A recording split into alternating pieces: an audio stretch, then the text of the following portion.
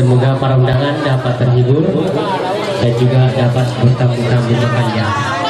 Baiklah, perintah ini berasal dari orang jauh kata agar sedikitnya menjawab kami Bang Bisman Tanjung.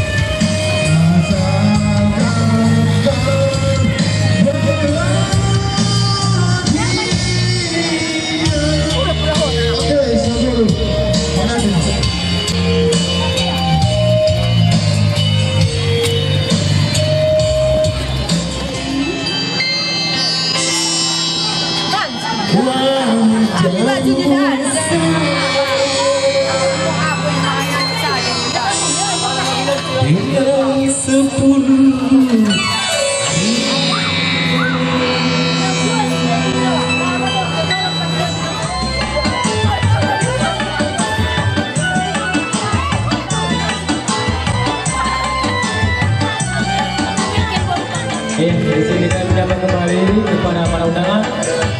Selamat datang dan selamat mencicipi hidangan yang telah disediakan. Dan kedua mempelai, selamat untuk penghulu baru.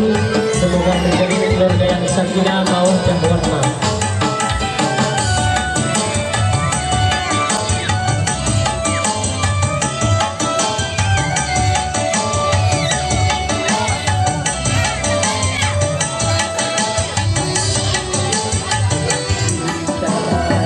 Berbarat melati bersambul derita.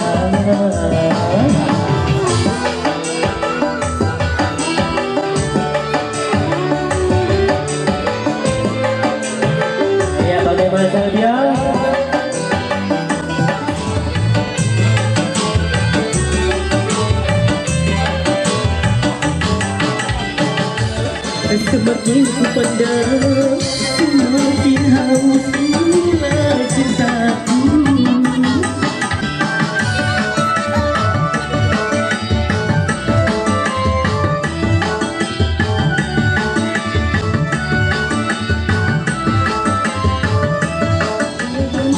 Telinga bagaikan serunya syahdu, jawaban cintamu seakan-akan ku tak percaya.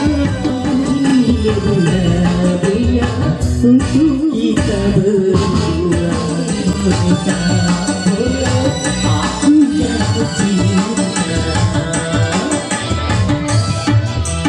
Baru pertama aku melihat gadis secantik kamu, berparas hati, entah bercerita, berparas hati, entah bercerita.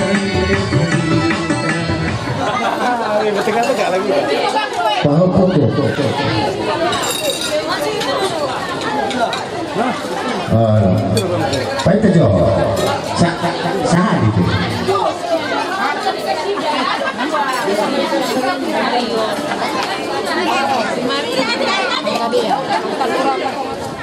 Pengantin tolong Hindu hilangnya dibawa pengantin ke sini. Yang kepada panitia tolong raja satunya kata